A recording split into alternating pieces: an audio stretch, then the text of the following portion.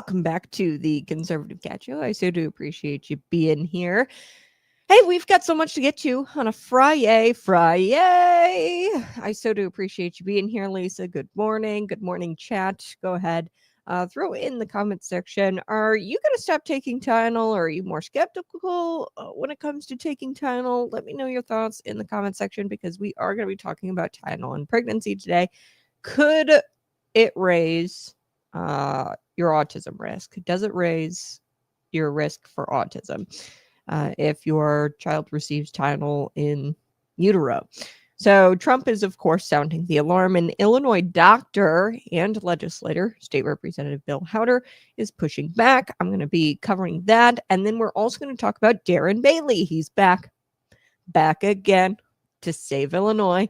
He's going to save Illinois. And can he take down Pritzker is another question I have for you. You can throw that in the comment section as well. And is he going to end the woke nightmare, the woke tax nightmare? We'll have to see. We'll have to see if he wins. Darren Bailey. Now, coming up, we are going to be talking about Erika, Kirk, and Tim Allen. So Tim Allen, this has gotten like millions of views, and I pulled this tweet. He issued a tweet, and it was a very powerful statement about forgiving the guy who killed his dad. So Tim Allen, when he was very young, his dad died at the hands of a drunk driver.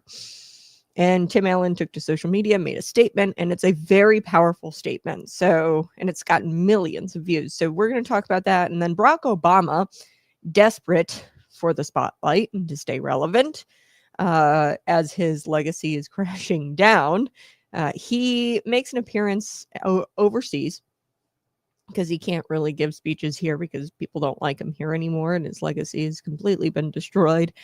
But he gave a speech overseas about the Tylenol thing, and he took jabs at President Donald Trump. So we're going to talk about Barack Obama desperately trying to stay in the spotlight. And I think that he's trying to do this given that there's all kinds of things coming out now about his administration and about Comey, James Comey. We're going to get to that today. That's the big news. He responded very predictably on Instagram. He issued a video in a very sanctimonious fashion. Okay, self-pitying, sanctimonious video. And he says, "I'm innocent," but he didn't really address the charges. He's been indicted, James Comey. So that is a huge news coming across the desk this morning. So go ahead, smash that like button. Subscribe to the channel. That is the best way you can support the show. If you want, you can send super chats, super thanks. I always appreciate when my listeners and viewers send super chat. With that, what we're going to do is build out our website, The Conservative Cat Show. We're going to have blogs, references for you available, exclusive stories at theconservativecat.com. But if you want to also support the show, you can just buy a bottle of Patriot Pump pre-workout. It's premium pre-workout. You get $10 off at checkout if you use promo code ConservativeCat.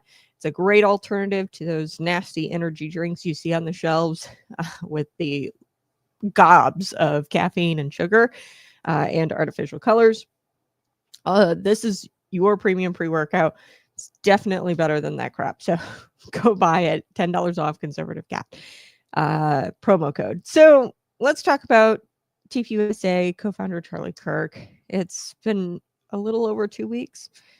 So sad. I mean, I keep thinking about this where, Erika Kirk, she's probably sitting at the coffee or at the table having a cup of coffee, and she's alone. And she didn't think that this would happen. She's alone, and this little girl has to grow up without a father. And I sympathize with that. I mean, I love my dad. Think about your dad. I absolutely love my dad, and he's half of my whole world, right?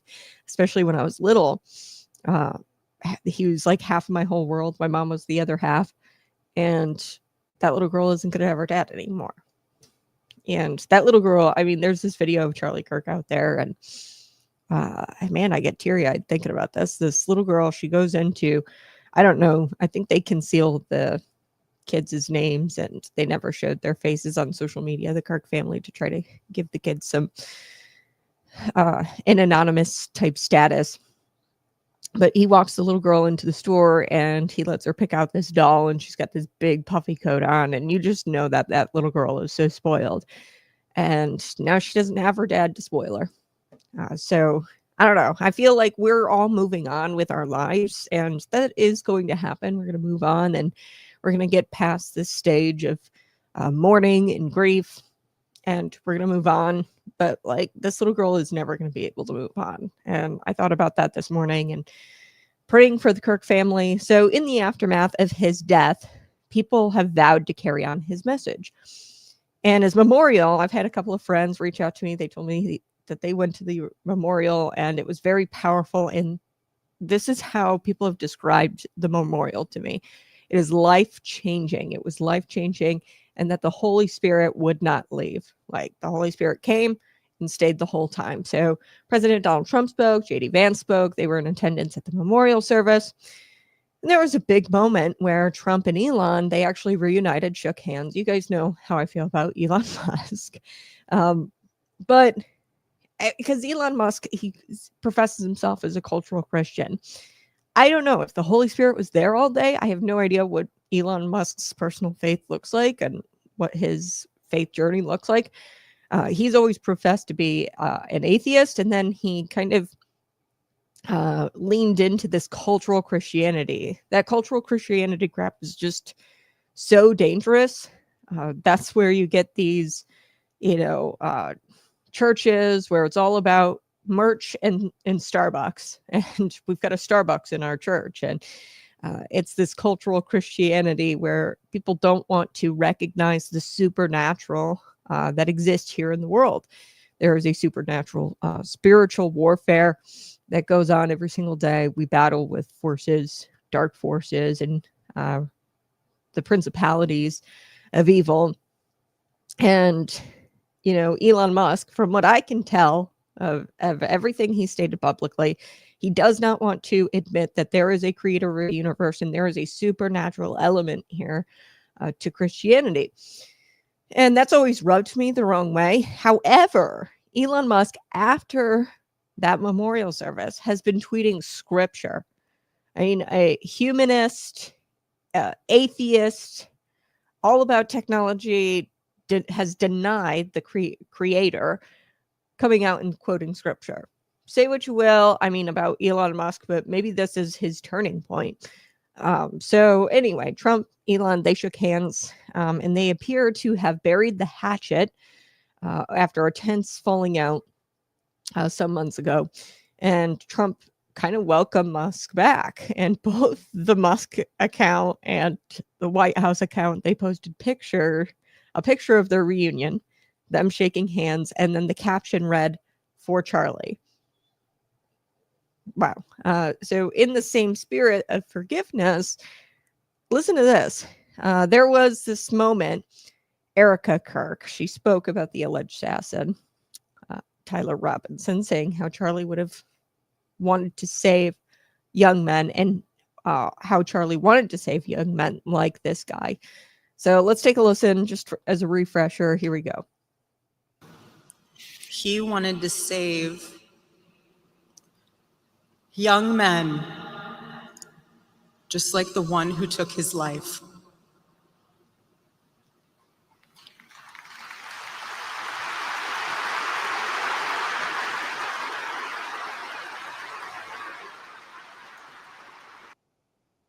Okay. Thunderous applause there. And then, get this. This was the moment where everybody stood up. And I couldn't imagine being there and witnessing this. Take a listen to what Erika Kirk does here.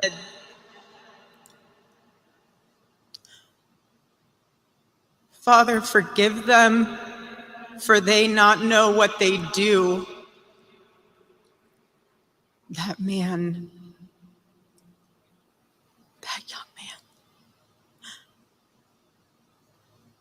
I forgive him.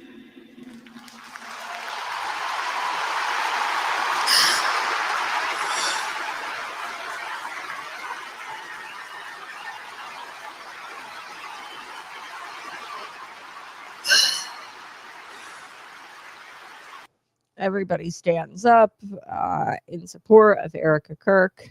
And, this was very touching. It touched a lot of people there, obviously.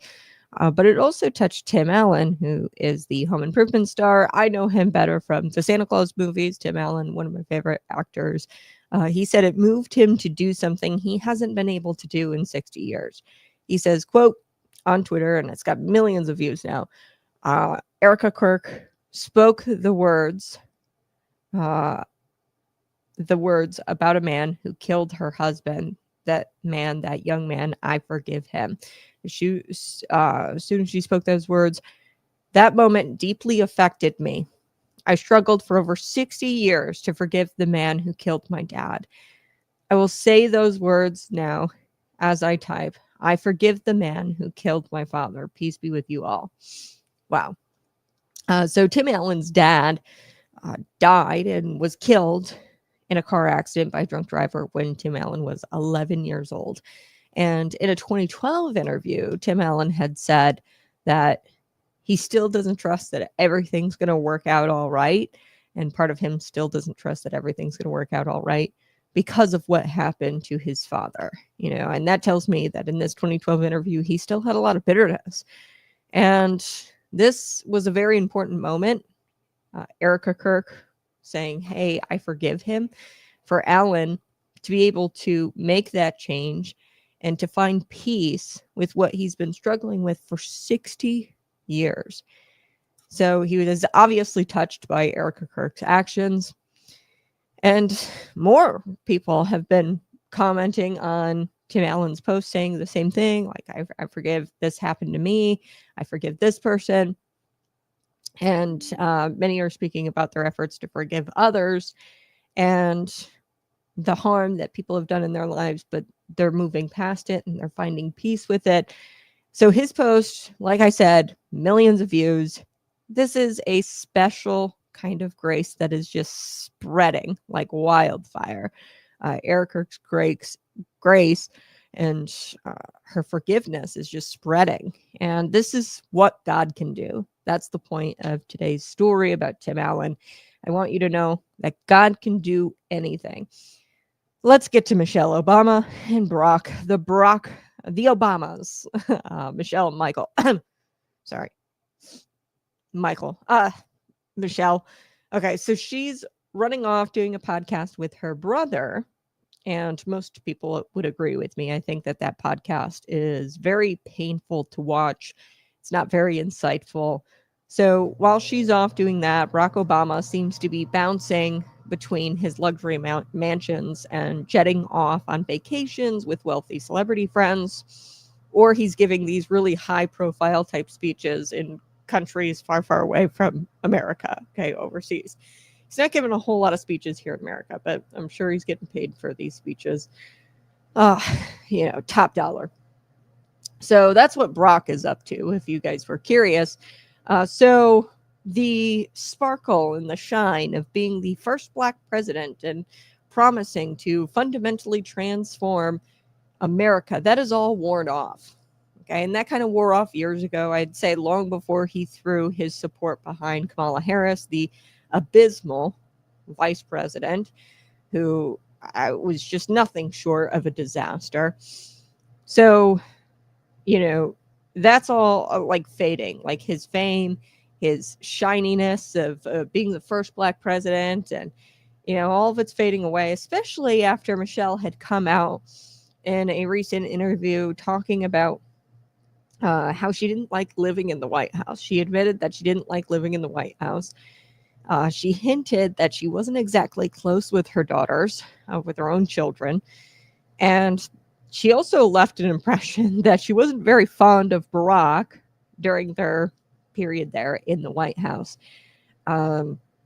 So, yeah, the Obama's brand is not as polished as you would think it is anymore.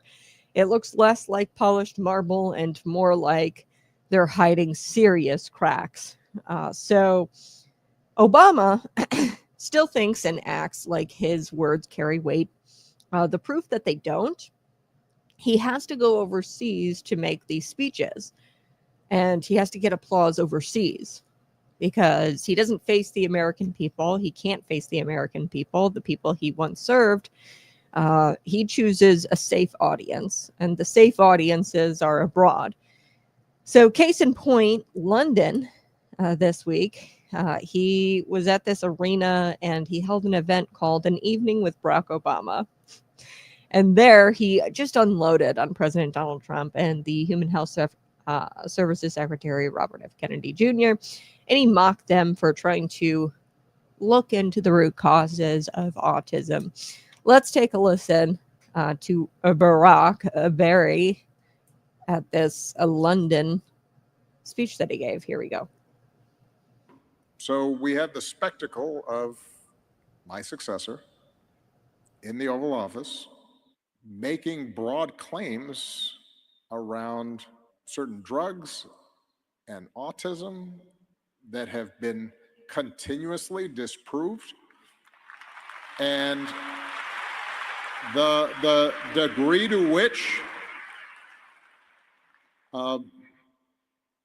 that undermines public health, the degree to which that can do harm to women who are pregnant, the degree to which that creates anxiety for parents who do have children who are autistic, which, by the way, itself is subject to a spectrum, and a lot of what is being trumpeted as these massive increases actually have to do with a broadening of the criteria across that spectrum so that people can actually get services and help, not to, it's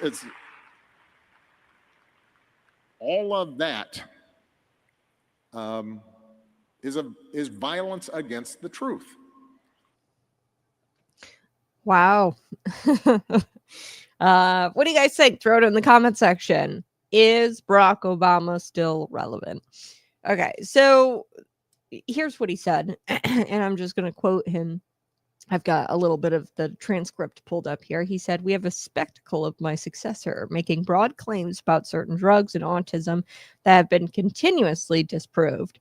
The degree to which that undermines public health, that can do harm to women who are pregnant, that creates anxiety for parents. All of that is violence against the truth." Here's the irony here. Obama is out there lecturing anyone. He should not be. I mean, that's so ironic, lecturing anyone about the truth. This is the same guy who sold America the Affordable Care Act, saying that, hey, if you like your doctor, you can keep your doctor. Well, we all know that turned out to be false. And this is the same president, who I told you just a couple of weeks ago, weaponized his Department of Justice and U.S. intelligence agencies against journalists, right? And then later against President Donald Trump. So, I mean, his administration, it was the Joe Biden administration, and they weaponized that administration against President Donald Trump when Joe Biden was in office. So he wants to play pilot, washing his hands while lives are damaged by the cost and the failures of his policy. Okay. So, I mean, the costs, it was astronomical, high taxes. I mean, you guys know what it was like under Barack Obama. I don't. I mean, I was a kid, but economically speaking, it was terrible. I've heard the times that we were living in under Barack Obama. Lives were damaged by the cost of his policies, but also the failures of his policies. The Affordable Care Act, telling people that, oh, if you like your doctor, you get to keep your doctor. Well, we know that's not true. And I say he's like Pontius Pilate in the Bible. Okay. Now, there's a point in scripture, you know, and Barack Obama is sitting here lecturing us about the truth. And it just reminds me of Pontius Pilate in the Bible. Pilate, the Roman governor, had the power to either free or condemn Jesus. Okay. When Jesus told him, everyone on the side of truth listens to me. And then Pilate, he famously scoffed back and he said, what is truth? Then he literally washed his hands in front of the crowd, pretending to be innocent, even though he had just allowed an innocent man to be crucified. Okay, and that's the parallel I kind of want to draw. I don't know why, but when I heard him say, like, lecture us about the truth, okay, and talk about, how Donald Trump is being violent against the truth, I just thought of this parallel. Pilate wanted to look clean while someone else suffered for his decision.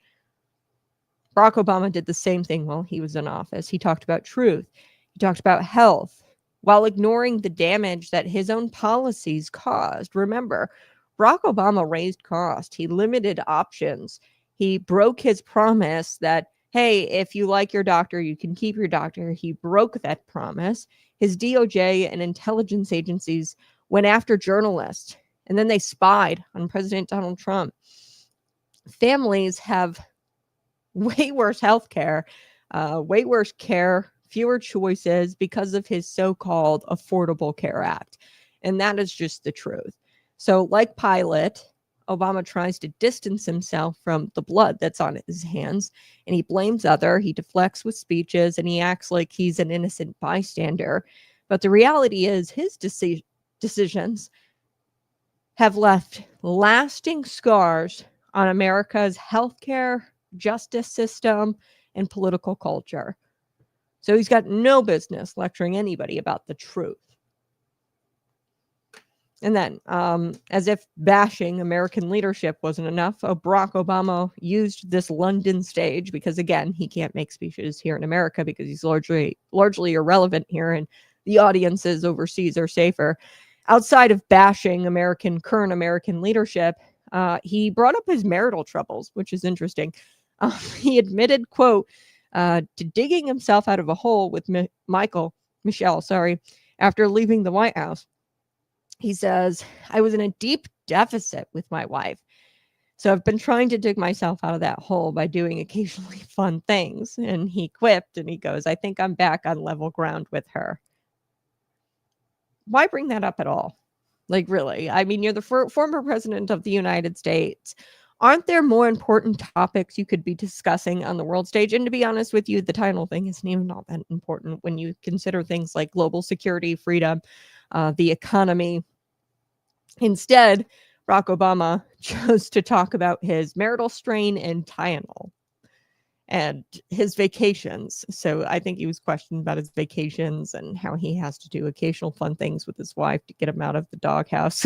That's essentially, I'm paraphrasing, but he spoke about his vacations. I don't know. I mean, this doesn't look like the confident Barack Obama we all used to know, and some of us used to love. Right? I think that his legacy is crumbling right before our very eyes. And honestly, this looks like deflection. It looks like he's trying to gain some sort of sympathy. So speaking of vacations, Obama, he recently the Obamas, Barack and Michelle, they recently traveled to Italy aboard Steven Spielberg's $250 million yacht. Now, reportedly, the couple arrived to the yacht separately. Yes, they eventually cruised together, but there was whispers about tension in their marriage, and I don't think those are going away anytime soon. And I want to know, like, what's really going on here? Like, Obama's legacy is cracking. His influence is fading. He can't even deliver speeches here in America anymore because he can't face audiences who might be adversarial to him. And he doesn't want to address serious issues head on. He actually talked about the Tylenol thing, which is really like low-hanging fruit. And he defaults to, distractions. He does these sympathy plays when he speaks now. He talks about his family and about his marital issues, and he deflects blame. So these have been his tricks, and this is interesting because we know that there's tons of information coming out about his presidency, and people have called for the arrest of the former president. I know the director of national intelligence, thank you, Tulsi Gabbard, and the leaders who have finally been willing to declassify the truth. They we should expect him to keep playing these games because more information is coming out about him. I think that he's trying to humanize himself and to keep himself relevant, so that way the public, never really gets a clear view of the real Obama legacy. He wants to, keep this facade up and this charade up. But the truth always comes out. And I think that we are eventually going to get a full showing of the true Obama legacy, and his glass house won't just crack, but it's going to shatter. So I want to take a quick break. We are going to talk about James Comey. This is huge news. Smash that like button, share this out with your friend. We're going to take a quick break and we're going to come back and we're going to talk about James Comey. But I've got a few Illinois stories I want to hit. Darren Bailey, he's back again, and he's going to save Illinois. And, the question is, and I want you to answer it, can he take down Pritzker? Do you really think that he's going to be able to take down Pritzker? What are your thoughts? Throw it in the comment section. I'll be right back.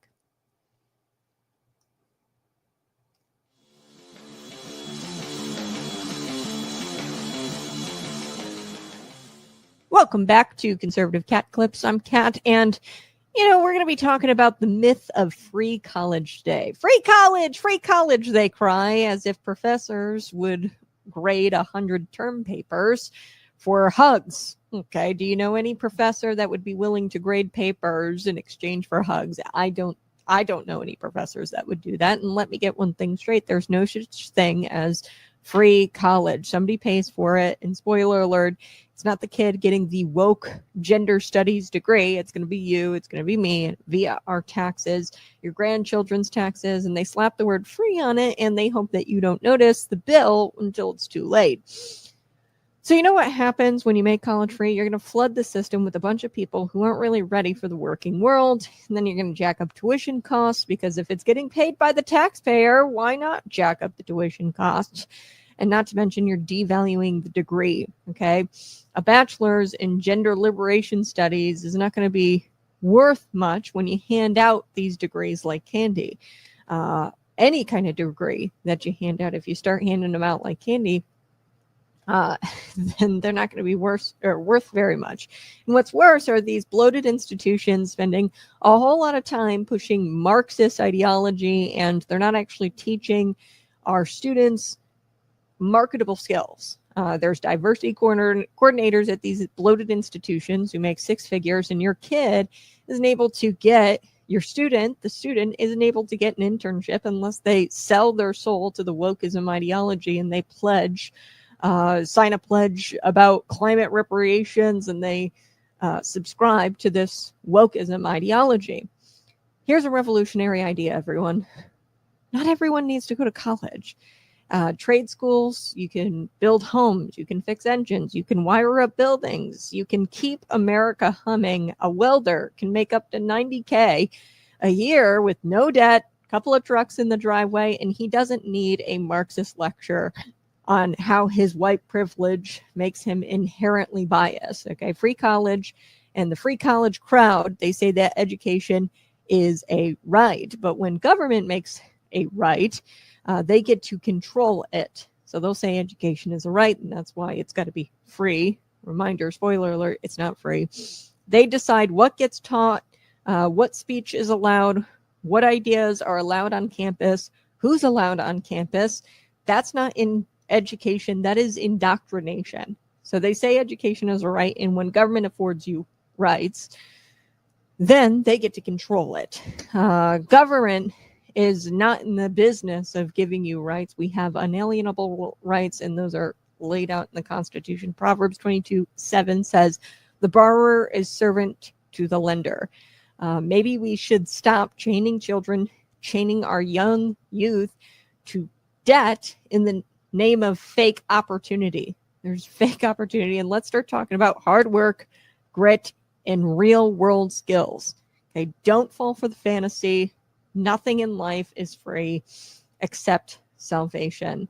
And even that came at a cost. Jesus paid it, not the federal government. Okay, so it's time to stop sending our kids into these ideological boot camps, and we have to start investing in real futures. This has been Conservative Cat Clips. Hey, smash that like button and subscribe to the channel. Do it right now. You can always send your super thanks. He will run, Darren Bailey. He will run and he will win the real in-person vote, but he'll lose the fake mail-in ballots. Yeah. Barack Obama is anti-American commie, and he's on the anti-American commie spectrum. I'd say he's probably very far towards the communist side of that spectrum. Michael found a new man, and Brock is left to fend for himself. Yeah, I mean, Brock is trying to stay relevant, and really the reason why I think Barack Obama is trying to stay relevant, and he's trying to kind of do these sympathy plays, and he's not really being as controversial as he used to be. He's not hitting on the more serious issues when he's delivering these speeches abroad.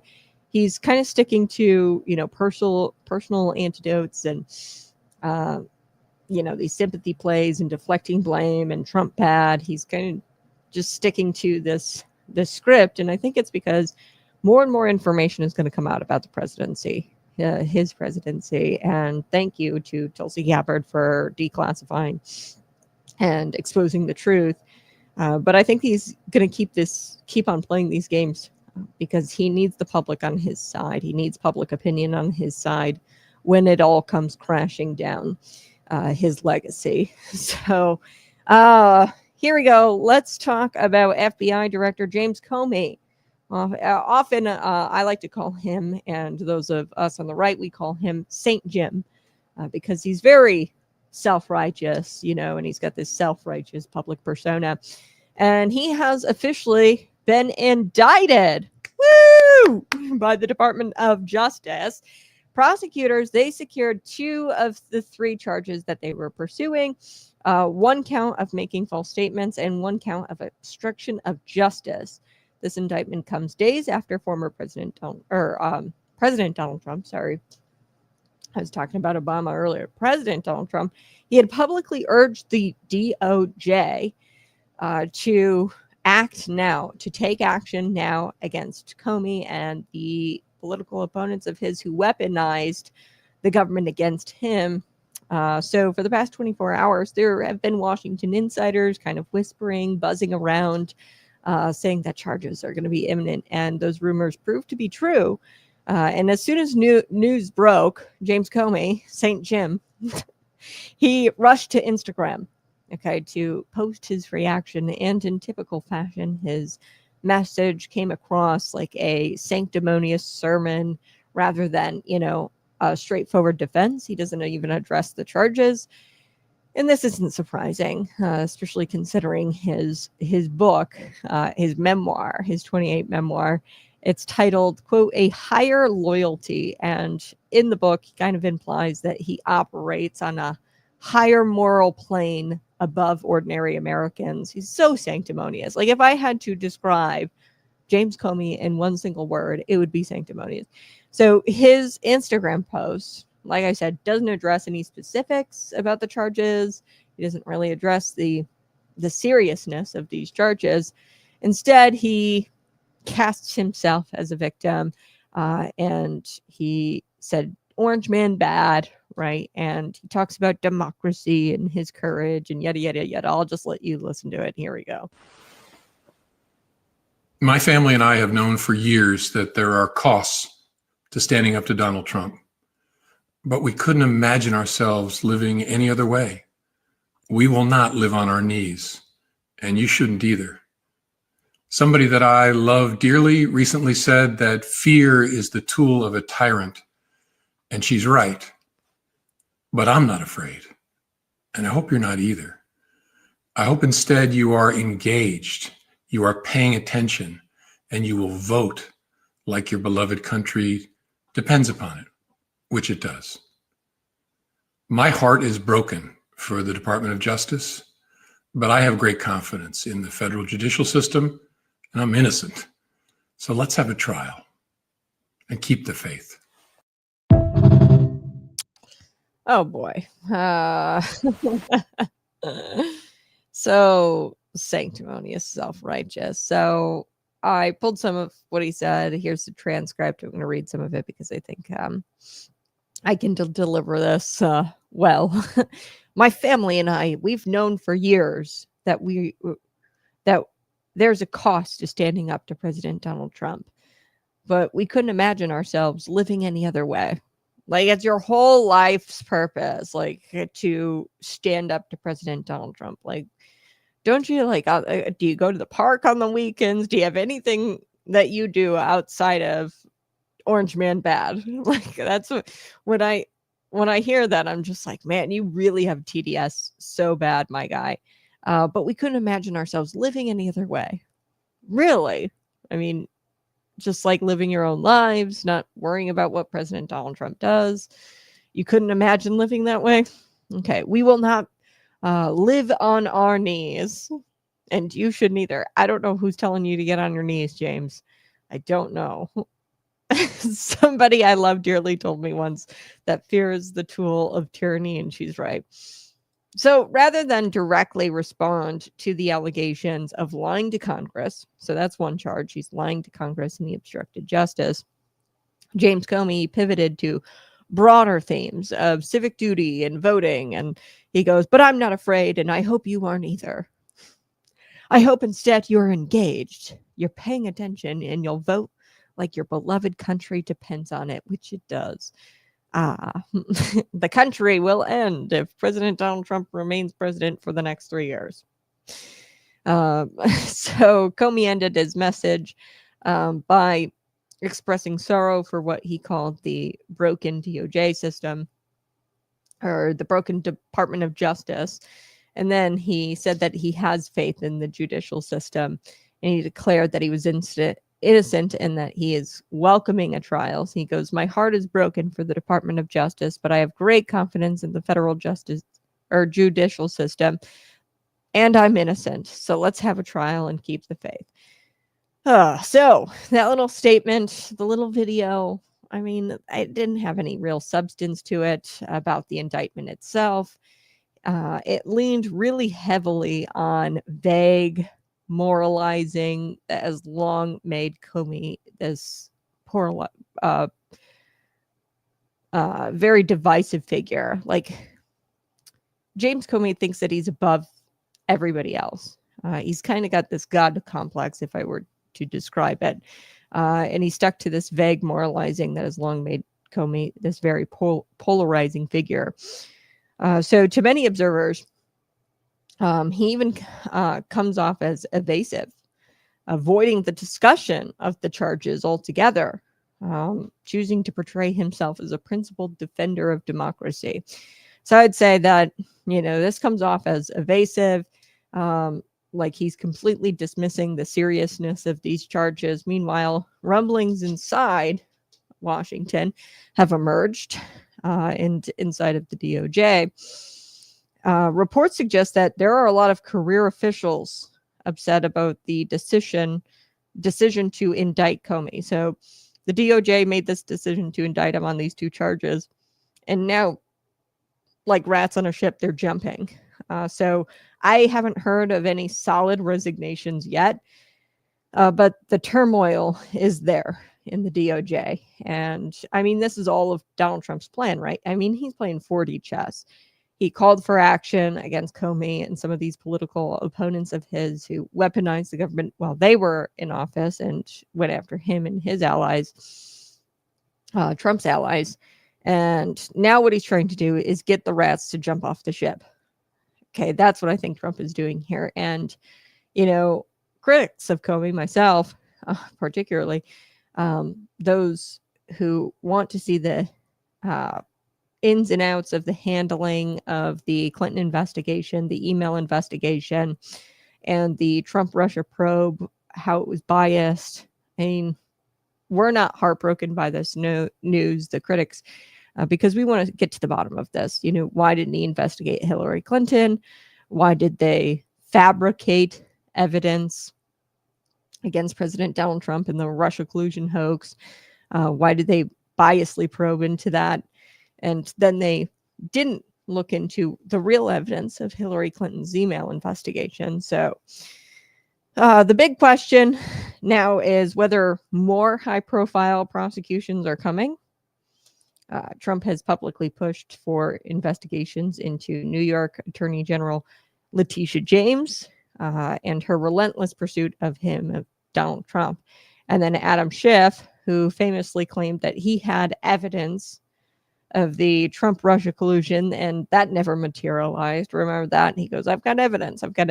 Well, that never materialized. And I wonder if they're going to launch an investigation into him, or if they're going to prosecute him or Letitia James if the indictments against them follow. I'm sure we're going to hear more of these types of social media statements come out from Adam Schiff, Letitia James. They're going to take to Instagram and issue these statements that kind of sound like press releases, but also kind of sound like, I don't know, it's like almost like, I don't know, if I had to describe him, he's just weird. If you could be indicted for being weird, I think James Comey would definitely be indicted for being weird. But they're kind of like hostage notes. I don't know why I get like this very weird hostagey type vibe from this video. But stay tuned. I'm sure that maybe more high profile prosecutions are coming. So I'm excited. All right, let's take a quick break. We're going to talk about Darren Bailey. Darren Bailey is back and running for governor in 2026. Do you think he can win? Throw it in the comment section. Hey, Cap, Modern Renaissance Man, go check him out. Subscribe to his channel. He's here. Keep it going, sis. Appreciate you. Comey's words have an eerie similarity to those of Thomas Jefferson. When governments fear the people, there is liberty. When people fear the government, there is tyranny. Yeah, he's probably trying to pull like some sort of Tom Jefferson quote. These people are so sanctimonious. He was probably pulling some sort of. So what was his exact quote there? He said something about tyranny. And fear is the tool of a tyrant. That's what it was. Fear is the tool of a tyrant. Yeah, I don't know about you, but the Republicans, MAGA, people who voted for President Donald Trump, his supporters, they live in constant fear. Okay, I've talked about the violence coming from the left, and it's not both sides. Give me one example of somebody on the left going after, or somebody on the right going after somebody on the left. You can't give me an example. They'll try the Vance Bolter, Melissa Hortman. I could easily debunk that. His wife worked for Tim Walz. He was appointed by Tim Walz to serve on a board. Himself, Vance Bolter, and Vance Bolter's wife worked for Tim Walz. And not to mention, Vance Bolter served on various nonprofit organizations with left-wing ideology, anti-whiteness ideology. So, I mean, yeah, he wasn't somebody on the right. He also had No Kings protest flyers in his passenger seat of his car. And he executed Melissa Hortman on No King's Day, on the day of that protest. If anything, sounds like somebody on the left gunning down somebody also on the left, but wasn't a hard leftist, because at the time Melissa Hortman was coming under fire for siding with Republicans on a vote that would limit the healthcare options for illegal immigrants in the state of Minnesota. So, yeah, you can't point me to one story where somebody on the right went after somebody on the left. You can't. Paul Pelosi, again, there's no political motivation there from what we could tell. And the guy, Paul Pelosi, answered the door in his underwear and appears to have let the man in. And then he got smashed in the head with a hammer. They'll try to bring up those cases, but outside of that, nothing. Okay. From the violence coming from the right towards the left. So I would say that all the fear exists on the right amongst Trump supporters. You know, Trump really holds himself in a polished way. I'd imagine that guy was scared. You know, they kept coming after him with indictment after indictment after indictment and impeachment. I'd imagine he was scared. They shot at him, right? I mean, almost killed him twice. I'd imagine he's scared. So when Comey says, oh, fear's the tool of a tyrant, well, where's the fear coming from? I can tell you right now, the people on the left aren't afraid. They might now be because the indictments are coming down, but they haven't been living in fear. We on the right, pro-lifers, people who voted for President Donald Trump, we have been scared, crapless, if I can say that. We've been scared because of the violence coming from their side of the aisle and because of the political weaponization. So I'm going to take a quick break. We're going to come back and we're going to talk about Darren Bailey running for governor. My thoughts there. Take a quick 50 seconds, subscribe.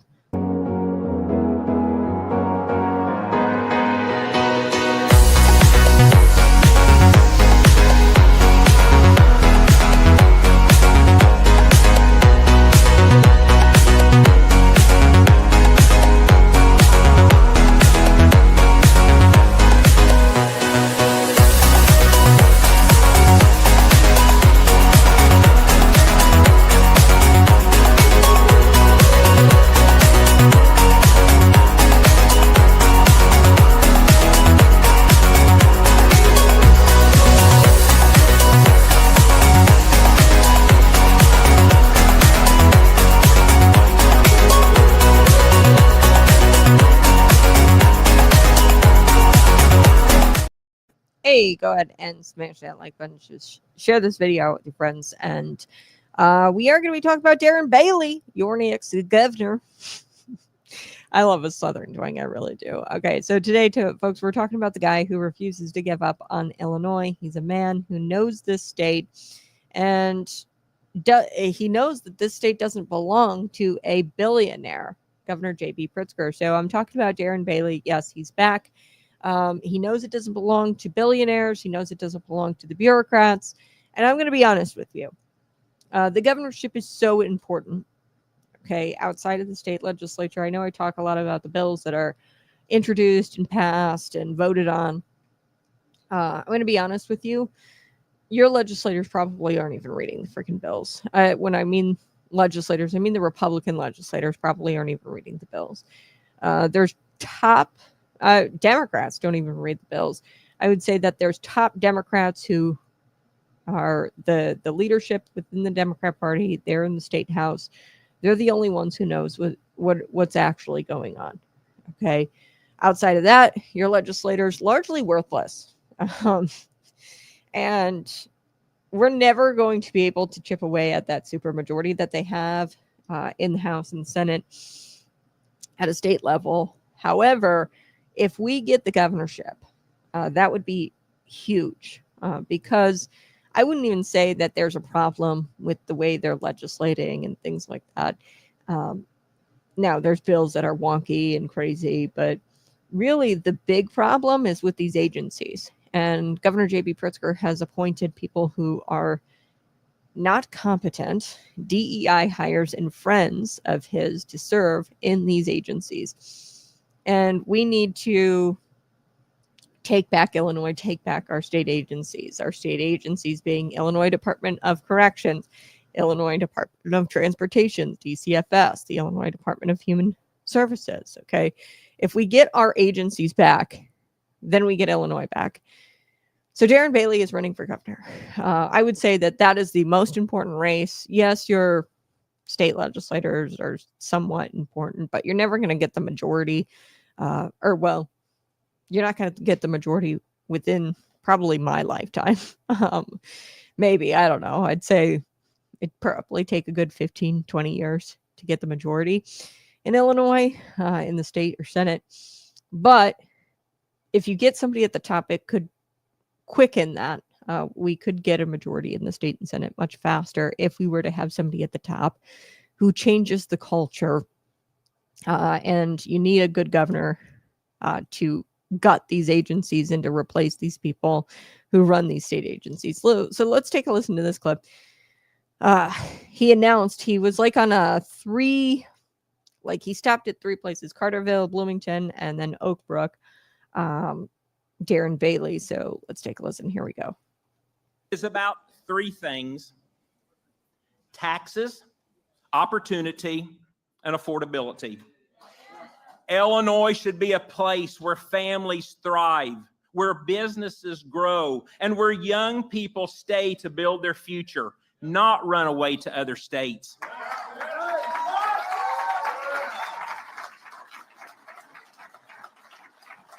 Here's my promise. On day one, we will draw a line in the sand and start delivering results.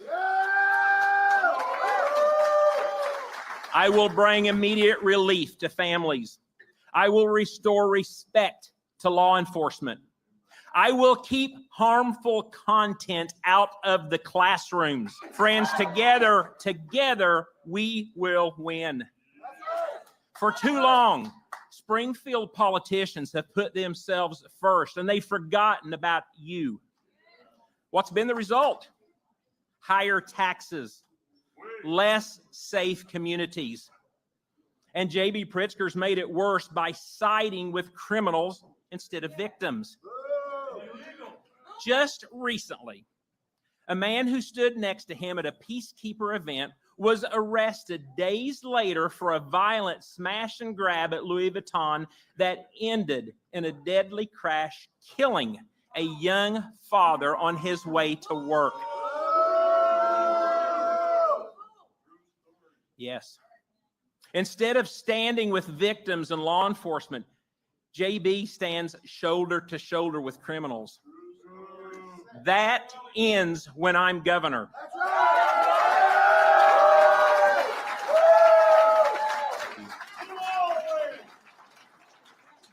I will stand with law enforcement. I will protect victims. And I will fight every day to keep your family safe. We will cut property taxes. We will rein in reckless spending. And we will pursue an all-of-the-above energy strategy: coal, oil, gas, nuclear, and renewables.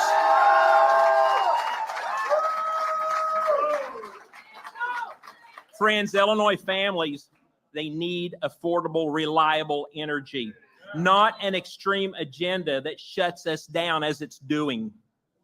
We need our leaders who are serious about solving problems and willing to work together to do it. And that's why I'm standing with Darren Bailey.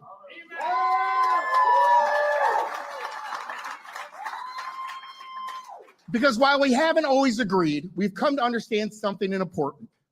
If we want to defeat J.B. Pritzker and take this state back for the people, we have to stand together. Okay, there you have it. That was Darren Bailey and Aaron Del Mar at their announcement in Oak Brook. Now, before the liberal trolls get in my comment section and start crying, well, didn't Darren Bailey lose last time? Let me stop you right there. Losing doesn't mean you're finished. Let me say that again. Losing doesn't mean you're finished. Okay, if anything, it just means that you have more experience. You've got a thicker skin. You've got thick skin compared to the swamp creatures who've been running Illinois into the ground. So this episode, I want to talk about why Bailey matters, why Illinois needs him, and why the alternative, Governor J.B. Pritzker and the machine, has been nothing short of a disaster for families, faith, and freedom. So let's talk about it. Bailey, he kicked off Carterville, and then he went up to Bloomington. He, in this very badass video, flew in on a helicopter and parked the helicopter in Bloomington. That's pretty cool. And then he finally went up to Oak Brook. So all in one day. And folks, that's not a politician who's lounging in a Springfield office, okay, and getting his lunches catered in and cashing in on his $157 per diem or whatever they get nowadays. That's a farmer from Southern Illinois who knows what hard works looks like. You know how hard that is? I mean, you traveled the entire state in one day and you did 3 campaign stops. That's pretty tough. So Bailey says his campaign is about taxes, opportunity, cutting taxes, opportunity, and affordability. And let me repeat that: taxes, opportunity, and affordability. That is the holy trinity of what Illinois so desperately needs. We need to cut taxes. We need the opportunity, and we need that affordability. And contrast that with Governor J.B. Pritzker's agenda, woke, broke, and smoke. And by smoke, I mean the green energy pipe dream that has your electric bills soaring. Okay, smoke from the crime in Chicago, the gunfire in Chicago. It's burning out of control. Smoke from the politicians patting themselves on the back while families pack up the moving trucks and head to places like Texas, Tennessee, and Florida. And Bailey's right. Illinois should be a place where families can thrive, businesses can grow, and young people can stay. But under Governor J.B. Pritzker, Illinois is like the Titanic, and the iceberg isn't global warming. Okay, it's the government. We are sinking on this ship, and the iceberg is the government, and they keep getting in our way. So the state agencies really need an overhaul. So this one's rich. Bailey reminded us just days before a man was charged with burglary in a fatal crash that was wound up deadly in Chicago. It was a Louis Vuitton store he crashed into and robbed it. Crash and grab that wound up deadly. Pritzker had a nice little photo op with the guy.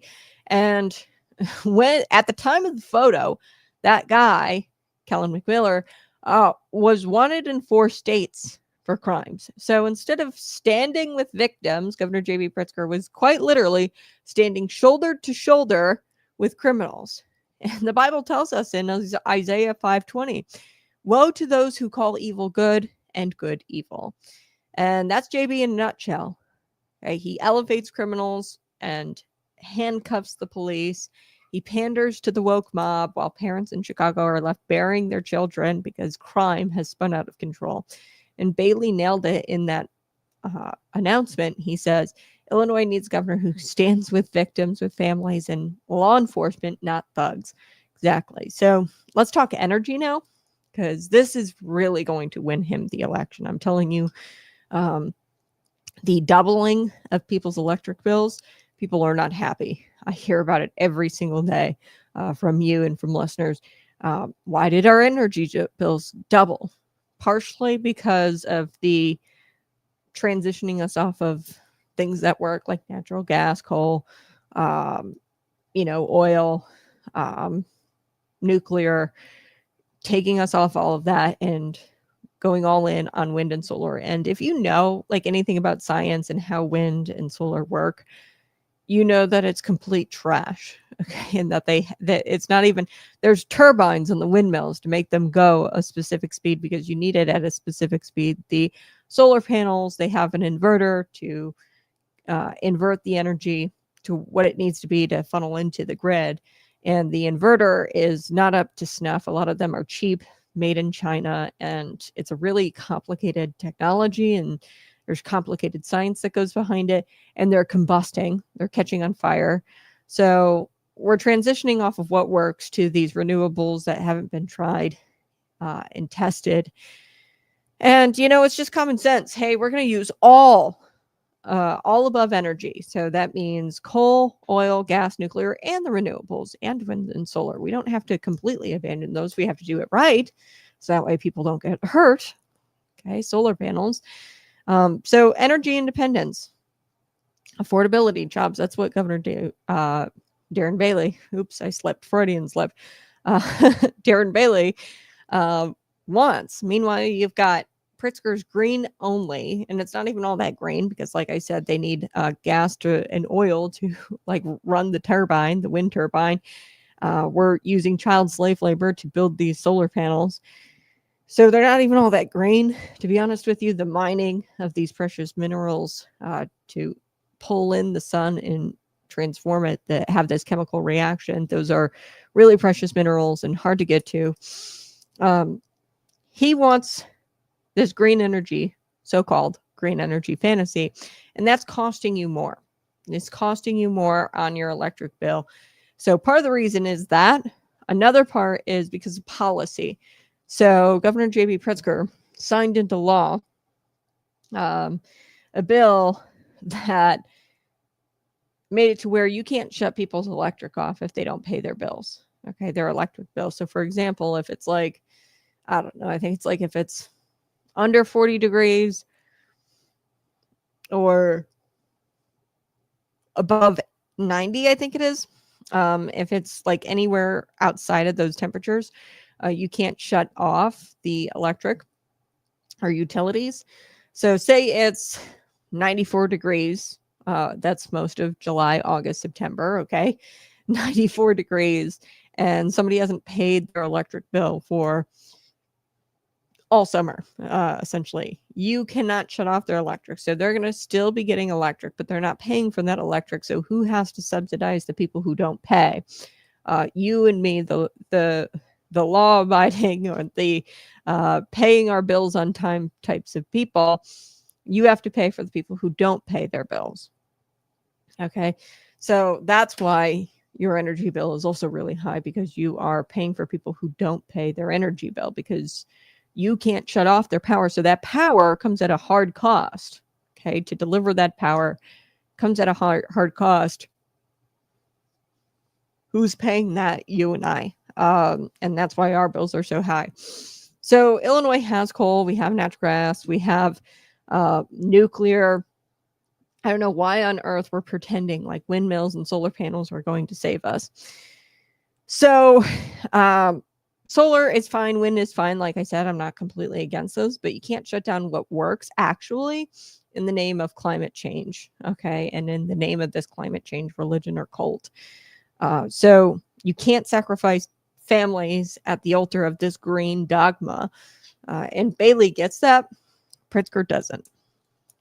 So now here's where Bailey really shows his wisdom. And a lot of people have been sharing this 50-year-old picture of Darren or Aaron Del Mar with Hillary Clinton. I think that he's the chairman of the Cook County Republican Party.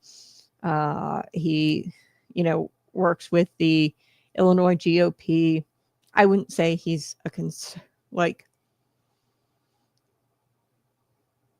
excuse me, I thought I was going to sneeze. I've been wanting to sneeze like this whole time. I think that he's like more moderate if I had to describe him.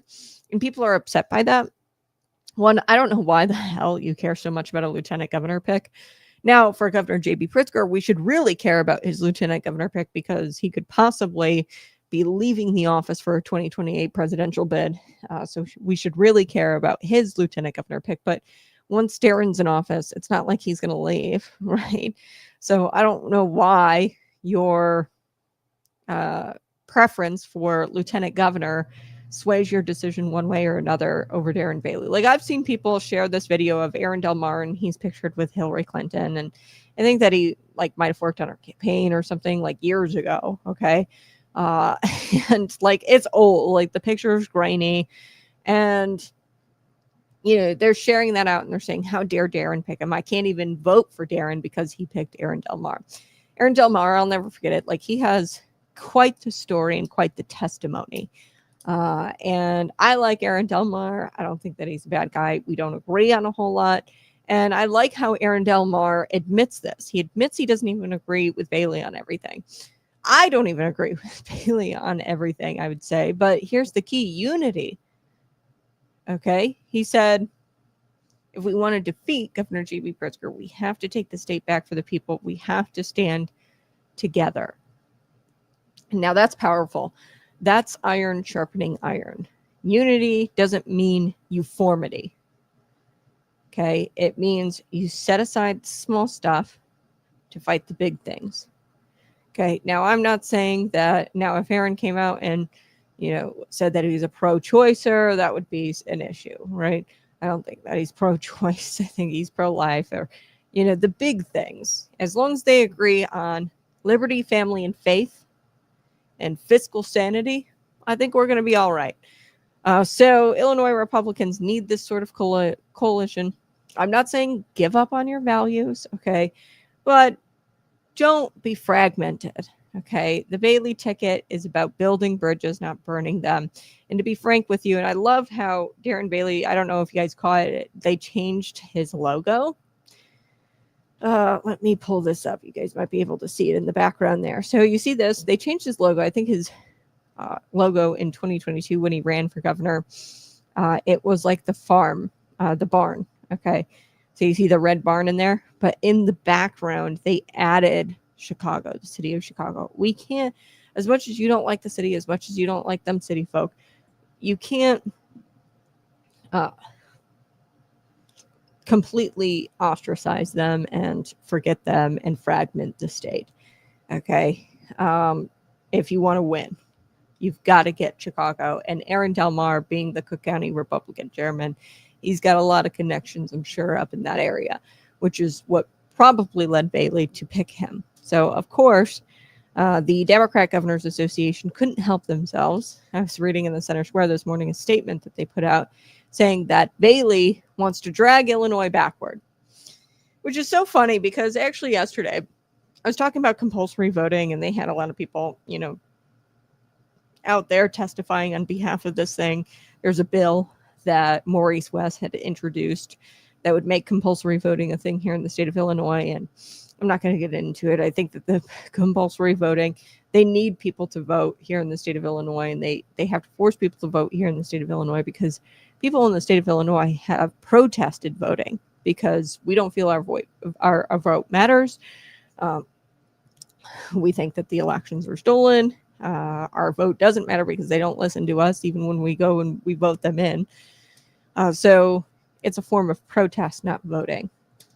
So anyway, the compulsory voting, this has been done in so Australia, they implemented their mandatory compulsory voting, and they actually, go and drag people to community service, or they issue them fines if they don't vote.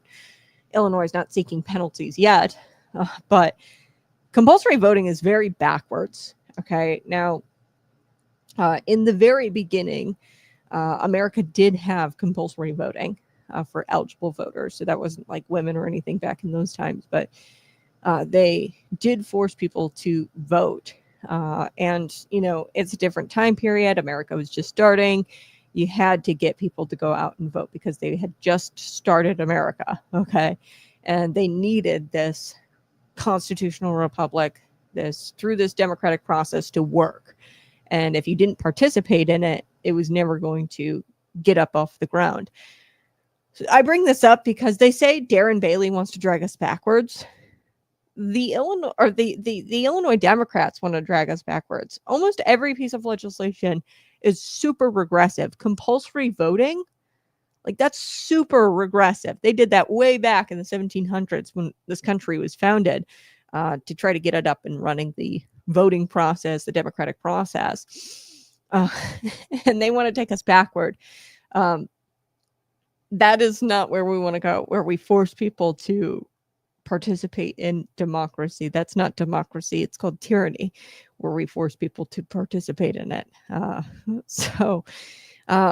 Almost every single policy of theirs is regressive. I can tell you all kinds of policies that are regressive. I'll think of some other examples, but they also say that Darren Bailey is toxic. Okay, in this statement. So toxic, give me a break. You want to know what's toxic? Here's something that's toxic. We actually talked about this. Libraries, they're now going to stack naloxone, so Narcan, on their library shelves. Okay, outside the books. They're trying to be relevant. I've said to you multiple times that public transportation and public libraries largely irrelevant, and they're trying to gain relevance by becoming mental health centers or drug clinics, overdose clinics. That's toxic. Fostering a culture where we don't tell children, hey, say no to drugs, but rather we tell children, we don't have DARE programs anymore or anything like that. We've created a culture here in Illinois that says, okay, do drugs, and the state is here to save you with a dose of your Narcan, and we're here to shoot you up. Your librarian is here to shoot you up with some nasal spray. That's toxic. The taxes that make families flee from the state is toxic. The crime so bad that you're afraid to go to Chicago, or you're afraid to take the train in Chicago or public transit in Chicago, schools that are indoctrinating children instead of educating them. That's toxic. And a governor who smiles with criminals and takes pictures with criminals. That's toxic. So they say that Bailey is regressive. No, they're regressive. Almost every single policy of theirs takes us back way, way, way to like medieval times. Okay. Right down to sacrificing babies. Okay, this is like a satanic and old pagan thing where they'd sacrifice children. They're doing that through the form of abortion. That is super regressive. So, you know, he's not toxic, Darren Bailey. He's not the poison. He is the antidote. So, if being connected to Donald Trump is an insult, you know, they've got a whole nother thing coming. They are trying to connect Donald Trump to, or Darren to Donald Trump, and say that Donald Trump is Bailey is toxic because he's aligned with Donald Trump, who's toxic. Like being aligned with Donald Trump, who's received more votes than any other president, because let's be real, Joe Biden didn't get 81 million votes in 2021. That was fabricated, but he's the most popular president, won the popular vote in a landslide, won the electoral vote, won all of the swing states in 2024. So I would definitely align myself, if I was Darren Bailey, with Trump's America First agenda. Compared to America Last, Pritzker's globalist agenda nonsense, I would definitely pick the America First candidate. So let's not forget who Bailey is at his core. And people might disagree with me on this, but I don't care. I vote for the Christian, conservative, and in that order. So far, none of the other candidates have made it clear that they are Christian. I talked about Vivek Ramaswamy back when he was running and he was in the primary. Great candidate. But I don't trust anybody who says, "Oh, I'm Hindu," and but I'm a cultural Christian and I believe America is a Christian country, but I'm a Hindu. I don't trust that. I wouldn't vote for you because what does that say about your convictions? It tells me that you're not a very convicted individual and true to your values. Number one. Number two, sorry, I vote for Christians. This is a Christian nation, and I vote for Christians only. So none of the other candidates make it very clear that they're Christian. Bailey has always stood for Christianity above all else, for his Christian faith above everything. So he believes Illinois should be a place where children can be raised by strong families and where businesses can thrive and where churches don't have to be harassed by bureaucrats. We know during the pandemic when that hit, Pritzker, he had all of these unconstitutional mandates, closed up churches, pastors had to shut their doors, kids were masked like little prisoners, and small businesses had to shut their doors, and Walmart stayed open. Bailey fought back. Okay. Who stood up to the mandates? It was Darren Bailey. So that tells me all I need to know about his priorities. It's God, family, freedom. And so the choice is very clear in 2026.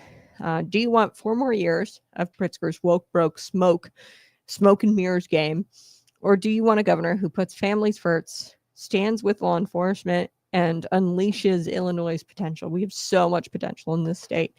And look, Bailey isn't perfect. No man is, but he's principled. And I'm going to be honest with you. All of the other candidates don't seem all that principled. Actually, James Mendrick, he came under fire. I think he was with some sort of nonprofit organization, a Muslim type nonprofit organization, which is bizarre to me in a primary. Like, this is a Christian nation. This is a Christian country. And I don't mind, doing campaign stops with other religious sects. That's not that bad, but in a primary, James Mendrick did this in a primary and he came under fire for it because it's just odd for a Republican in a Republican primary at this point doing campaign stops and fundraisers with Islamist organizations. That's controversial, being that America is a Christian nation. I don't know why he would do that. I don't think that was very good consulting advice from whoever is consulting him. But anyway, He's pro people. Darren Bailey is pro people, and he's not pro politician. And I think Illinois needs Darren. So I do want to talk about Tylenol. I'm going to take a quick break. Smash that like button, subscribe to the channel. We're going to talk about Tylenol because today we're diving into the story where Illinois State Representative Bill Howder, he is a physician and a lawmaker. He's my state representative.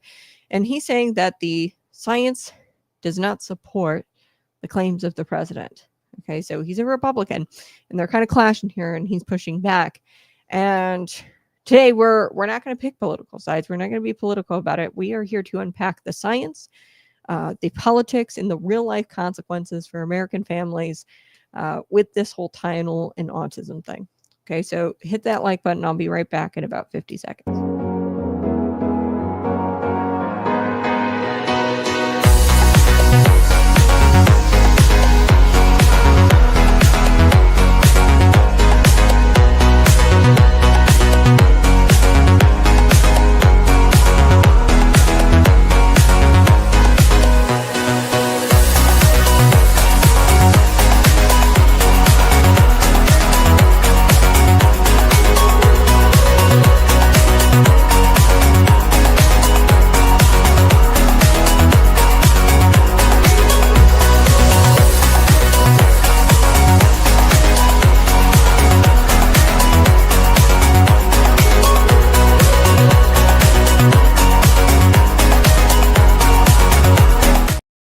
Hey, hit that like button, subscribe, share this out with one of your friends today. Tell them about Conservative Cat.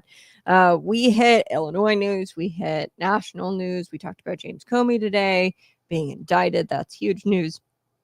Today, I want to dive into this story that affects millions of American mothers, unborn children, and their families. The federal government, they issued some recent guidance surrounding acetaminophen, better known as Tylenol, during pregnancy. Okay, so we are looking at President Donald Trump and his administration. They issued a public warning about Tylenol being a possible link to autism. Now, a few days ago, I unpacked this. I unpacked how, the Trump administration was saying there's a link, it is not a cause.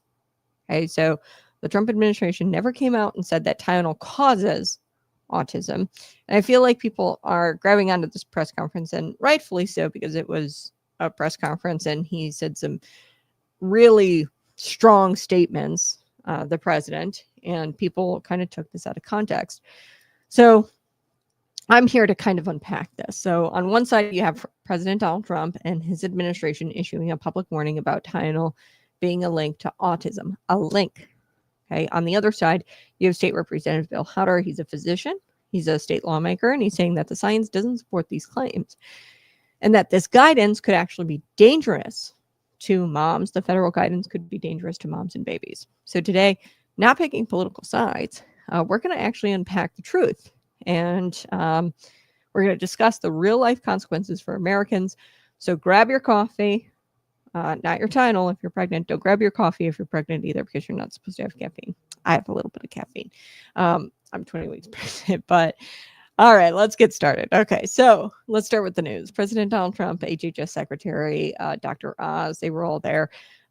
People from his department in a press conference, and they were warning that Tylenol during pregnancy could be associated with. This is what they constantly use, the language, associated with.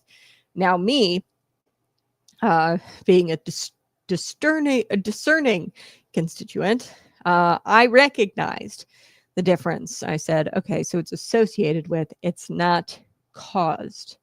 Autism isn't caused by Tylenol. Okay, so there is a very increased risk of autism as far as the correlation goes. Okay, correlated. It's correlated with autism, not caused. So he recommended that women limit, because of this correlation, limit Tylenol use in pregnancy unless it's medically necessary. For example, an extremely high fever. So that is exactly what President Donald Trump said. People have taken this press conference, and you can't blame them. This is the freaking president of the United States, and he did emphasize, like, this isn't a minor advisory. Okay, he says, quote, taking Tylenol is not good. Okay, so he had some strong words. And certainly those words grabbed headlines and people kind of started to take the conference out of complete context. And he should have seen that happening. He cited Harvard studies, Mount Sinai studies, John Hopkins studies, that suggested that acetaminophen could possibly affect the neurodevelopment and increase risk for autism and ADHD because there's a correlation. All of these are correlative studies, and I want to be clear about that. They didn't look at the cellular what Tylenol does to the neuro brain. They didn't go into all of that. This was just correlative. And there's plenty of studies, 27 to be in fact, observational studies is what I'll call them, or correlative studies, that show that there is a link to increased autism when you use Tylenol in pregnancy, okay? And then there's 13 studies correlative that don't show that. So let's pause here. And on the surface, it sounds very alarming, okay? When you watch that press conference, I'm a discerning person, and I have to understand that most of America is probably not like you or I. We're probably very discerning. We're very skeptical, and we don't freak out over the news. But really, your average family, your average woman is going to freak out. And that's why you have leftist pregnant women. They've taken it completely out of context and they started popping pills, because your average, I would say, news consumer is going to take what Donald Trump says, and they're not going to listen to the key words.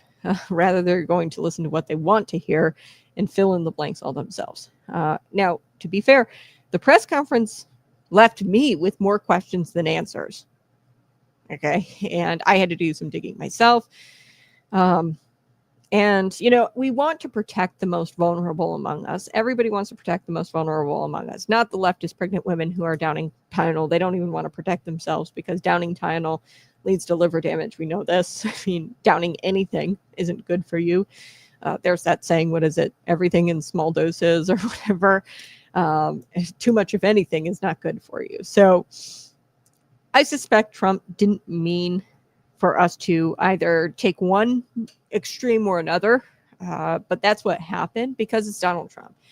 And him being the president of the United States, and he's got top officials around him, they should have realized that that's what this press conference was going to do. You've got people throwing Tylenol out of their medicine cabinets, and then you've got people who are downing Tylenol. Okay, and I am more of a homeopathic person anyway, but I have Tylenol in my medicine cabinet and I didn't throw it away. Okay. I tend to go homeopathic. I try not to use Tylenol as much as I possibly can, just because I know that in general, pain relievers are not good for me, pregnant or not. So the point is clear. I think that he was trying to urge caution more in his press conference than anything else, but people have taken it out of context. And him being the president of the United States, him saying very strong words like Tylenol is not good for you at all. He was very strong in his press conference in a very Donald Trump-like fashion. But it has divided people and they've taken it way out of context. And, I wish people would have just got what I got from it. Okay, let's be cautious about Tylenol and let's do some more digging and wait for more evidence to come out. But understand that Tylenol, these studies that Trump is citing in this press conference, it's all correlative. Like nothing new happened. Okay, I want to be very clear. Nothing new happened. These studies have been around for multiple years. 2017, 2018 Harvard studies that have said okay, Tylenol is associated with, linked with increased autism. Okay. So let's step over to the other side. You have state representative medical perspective. Bill Howder, who's also a physician, he slammed the Trump administration, saying it was political and dangerous. He said there was no new evidence to justify scaring pregnant women away from the medication. that has long been considered safe when used properly. Donald Trump should have had, maybe people from the CDC. He is the president, okay? And he says things that are strong and people take it one way or another, okay? That's just what happens, okay? Because he's Donald Trump, which I love about him. But at the same time, he should have realized, like, maybe he shouldn't be the one delivering this news. Maybe they should present it in a much different way, present the studies in a different way, and emphasize that there is no cause there. It's just a link, and really drive that home, that there is a link and that you're urging caution rather than, scaring pregnant women out of taking the medication altogether. So Howder explained that if it was truly a serious risk, the FDA would issue a black box warning. That hasn't happened. Why? Because there is no serious risk yet, okay? Because we have these observational studies, these correlative studies, which are helpful, and we should use caution when using Tylenol because it's correlative, and, but it's not definitive. It's not causal. Tylenol doesn't cause autism. There's nothing that says that. So Howder, he says that there have been rigorous sibling-controlled studies that show that there is no causal link between acetaminophen and autism, that there is no causal link. Okay, so Howder notes very importantly that there are confounding factors, and those matter. So if a woman is taking Tylenol during pregnancy and there's something that leads her to take that Tylenol, it's probably the pain that prompts the Tylenol use that might actually be what's increasing the risk of autism. Okay, so it might be the pain itself, whatever's causing that pain to have her use the Tylenol might be what is actually associate or causing that higher risk in autism. Okay, and it might not be the drug itself. Okay, so that's what Howder saying. And let me be very clear here. This is the heart of the debate. You've got one side. On one side, you've got them pushing for caution. It was very publicized with strong media attention. There was a press conference. On the other side, you have physicians saying, don't overreact, because real harm could actually come if you leave a high fever go untreated. Okay, and that could be dangerous for fetal development. But I mean, Donald Trump said in his press conference that, hey, if you have a high fever, you should take it.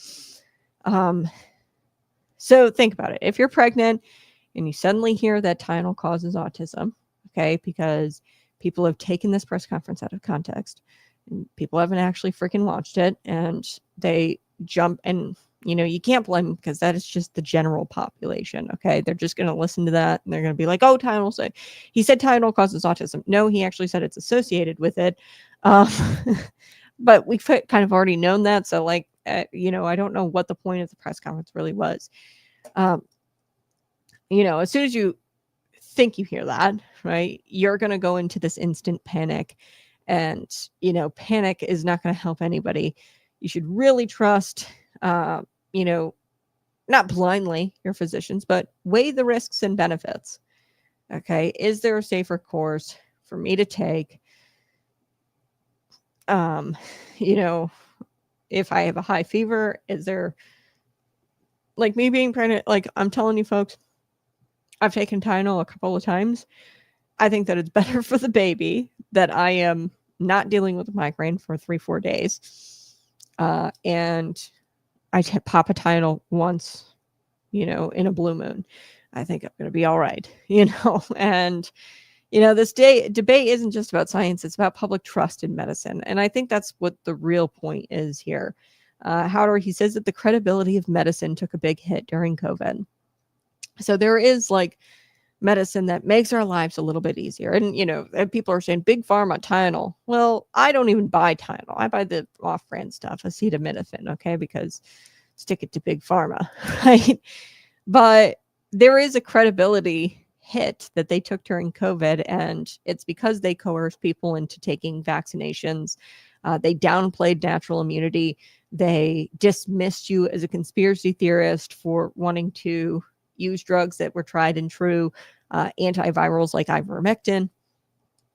And there was just this very conflicting message, and it left a lot of Americans skeptical.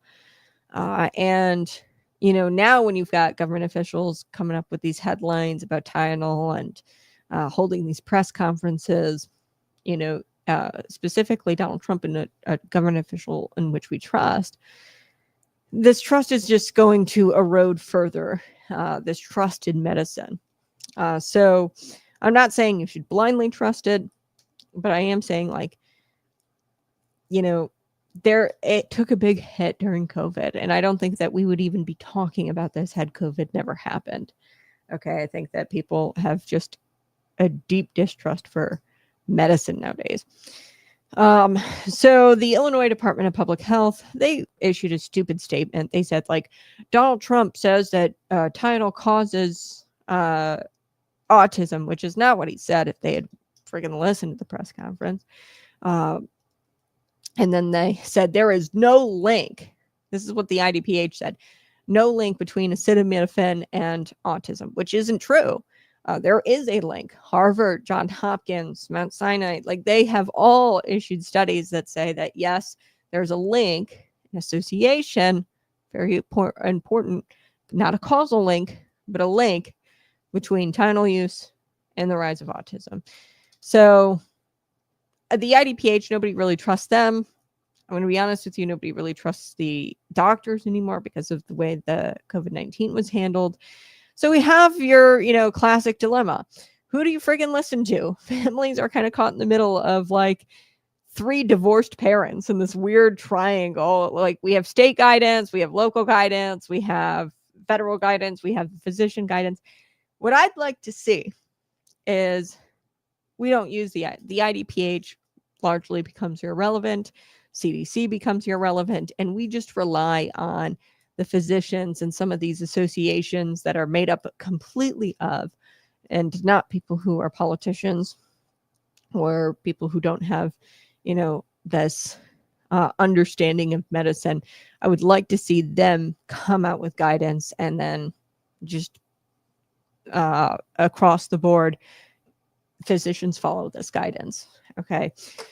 And I'd like to see more individuality, maybe in the medical community. And that's where I think a lot of doctors, miss it. They just kind of spew out the same talking points as all the doctors across the nation. And, that's just not the way you should do medicine, in my opinion. I think that it depends on the individual. I think that the individual doctor has a certain expertise and certain experience that would warrant different guidance for each individual. So I hope that there's this rise in individualized medicine.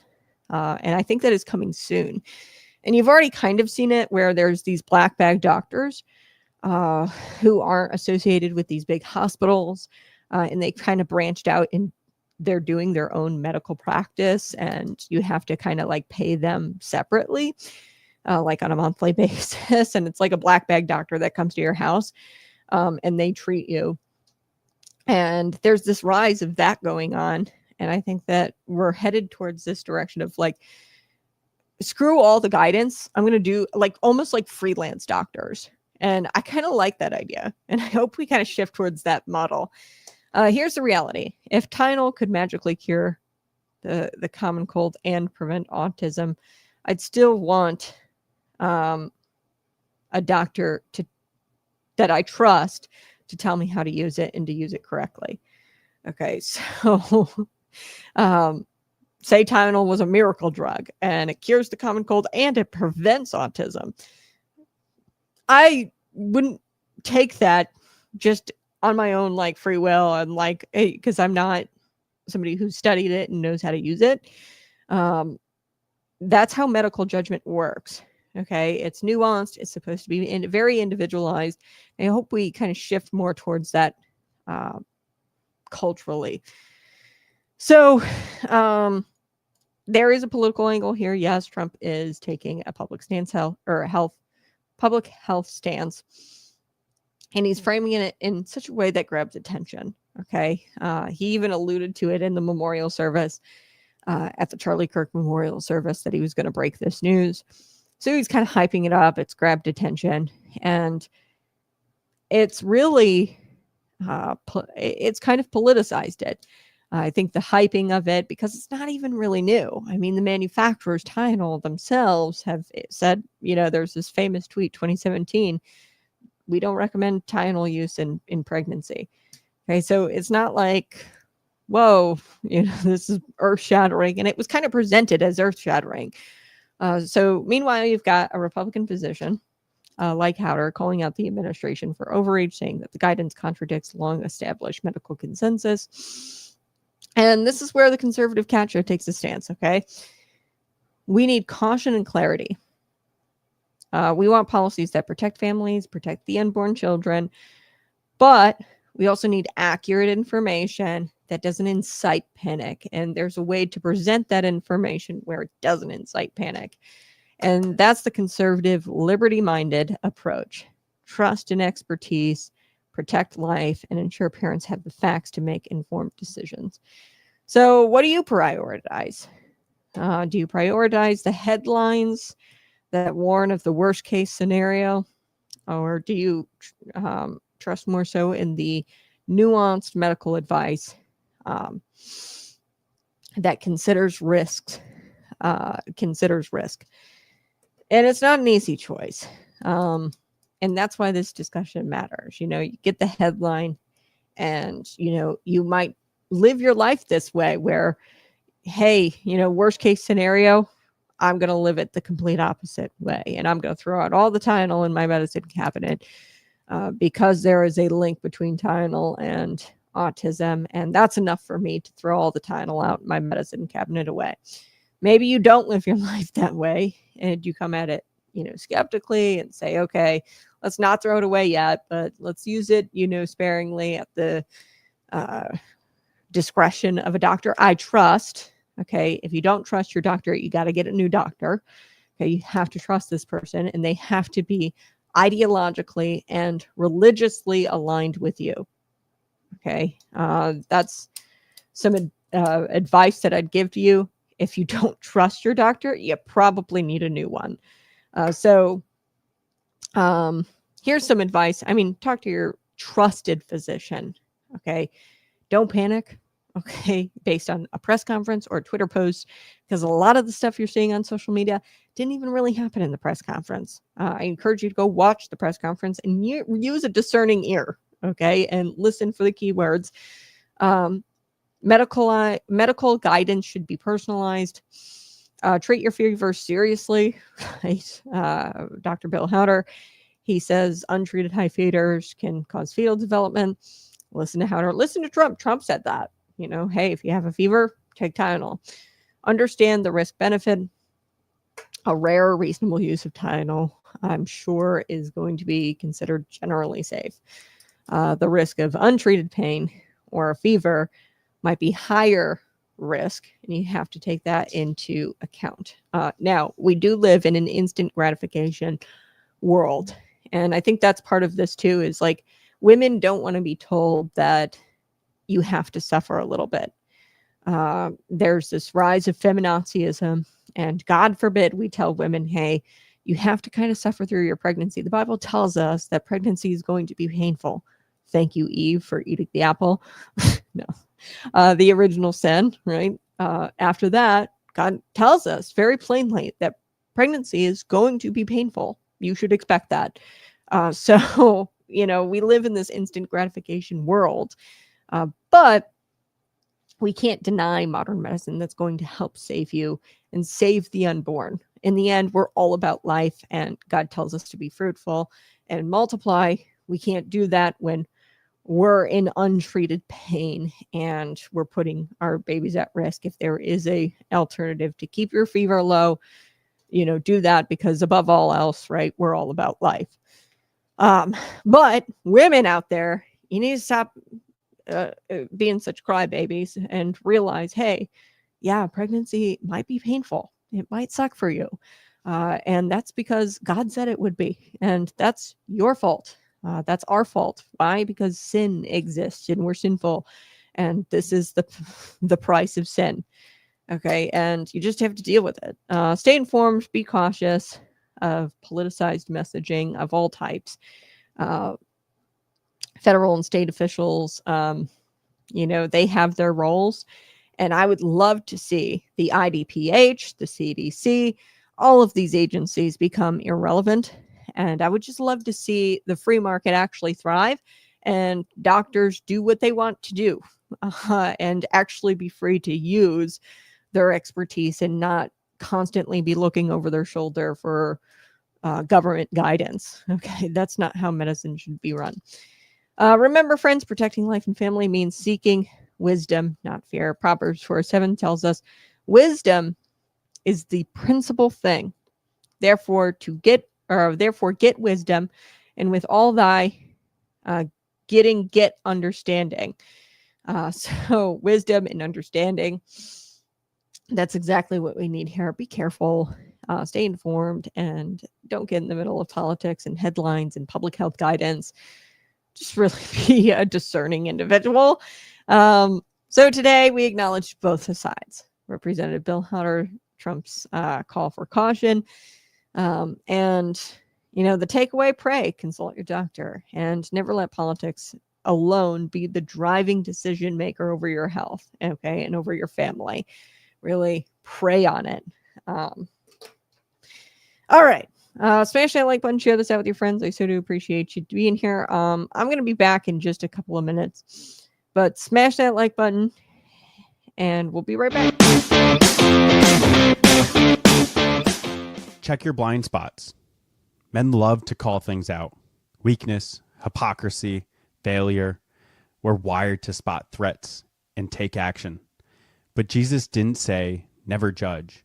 He said, judge not, that you be not judged. Why? Because judgment without humility is a trap. It turns you into a sniper with a log jammed in your eye. Matthew 7 hits hard. Jesus calls out a man who sees a speck in his brother's eye, but ignores the plank in his own. He's not saying, don't correct. He's saying, clean your lens first. Self-examination before confrontation. It takes guts to get real with your own sin, to admit you've gone soft, to face your pride, lust, laziness, or bitterness head on. But that's what real men do. They sharpen themselves before they sharpen others. Jesus didn't just want behavior police. He wanted heart warriors. Men who get the plank out, then humbly help a brother see clearly.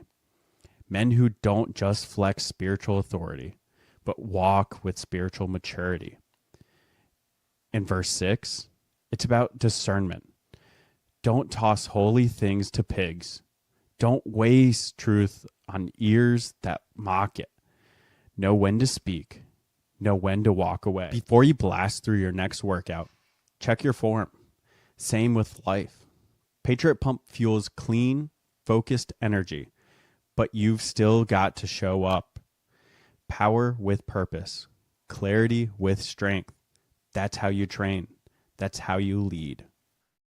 Smash that like button, share this out with your friends, and subscribe to the channel. You can always support the channel by visiting patriotpumpenergy.com and getting your bottle of premium pre-workout for $10 off using promo code ConservativeCat.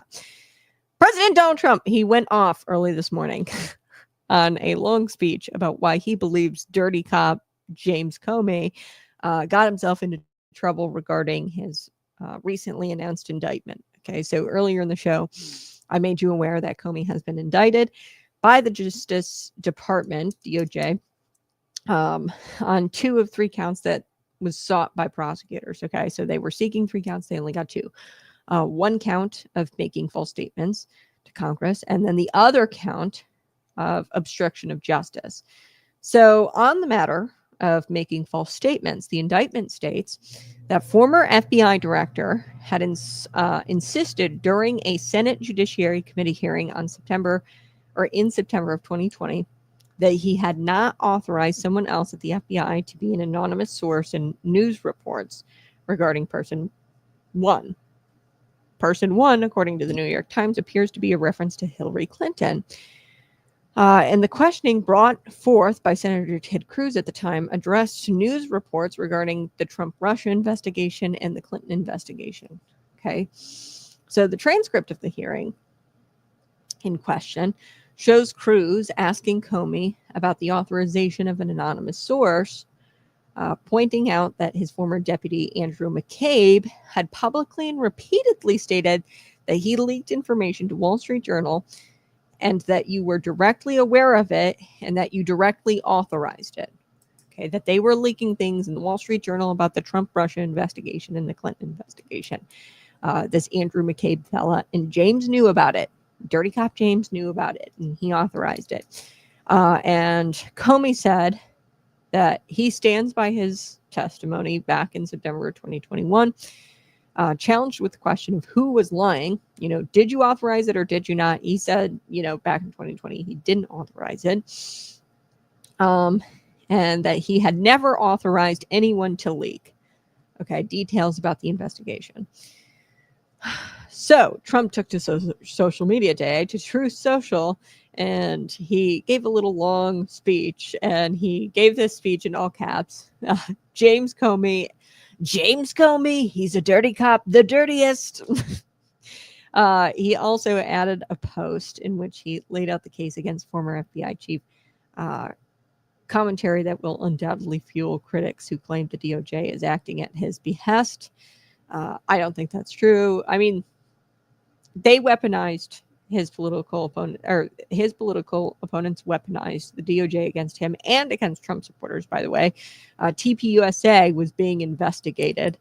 The RNC, the Republican National Convention, was being investigated at the behest of Joe Biden. So I'm sure that this post on Truth Social is going to fuel Donald Trump's critics and the claims that the DOJ is working at the behest of Trump, and they're, you know, trying to jail Comey because he's a political adversary of Donald Trump. Okay. The president, though, he felt like he had to comment on this. So here we go. The Truth Social post. I'm just going to read it to you. This is a longer bit. Hold on. Let me pull it up so that way you can follow along here. Here we go. I think you're going to like this. This is good.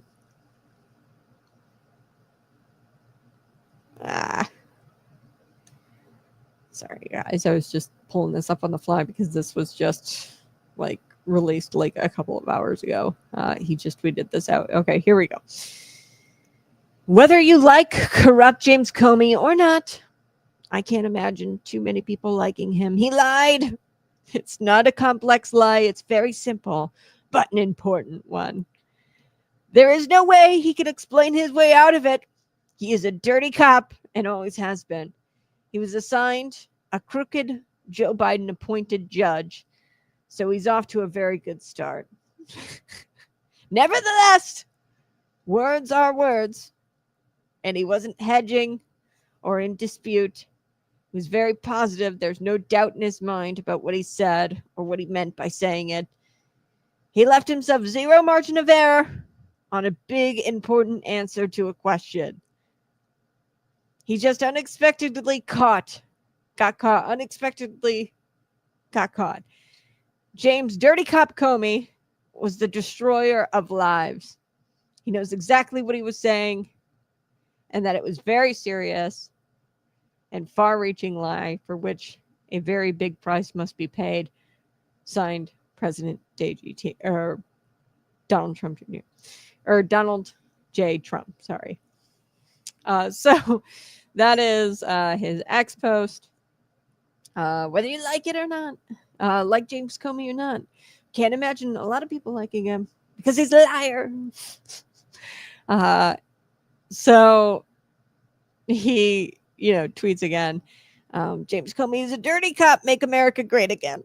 Legal experts contend that proving intent can be challenging in cases like this. Okay, regardless of the false statements, you have to show intent that he had lied.